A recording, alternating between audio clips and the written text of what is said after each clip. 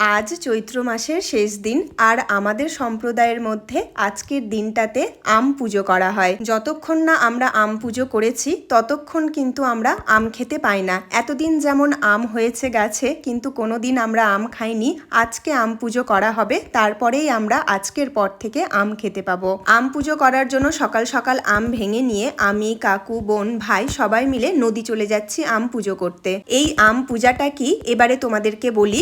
যাদের বাবা মা নেই, বাবা মা মারা গেছে, তাদেরকে উৎসর্গ করে আজকের দিনে ছাতু, আম, কলা একসাথে মেখে নিয়ে নদীতে পুজো করতে হয়, আর তার সাথে গোটা আমও দিতে হয়। এই পুজোতে জবের দু রকমের ছাতু ব্যবহার করা হয়। একটা হচ্ছে কাঁচা জবের ছাতু আর একটা হচ্ছে ভাজা জবের ছাতু।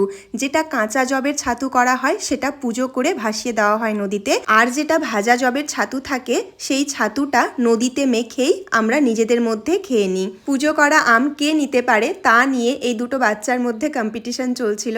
ভাজা জবের ছাতু মাখা হয়ে গেছে, এবারে এটা আমরা সবাই মিলে খেয়ে নেব।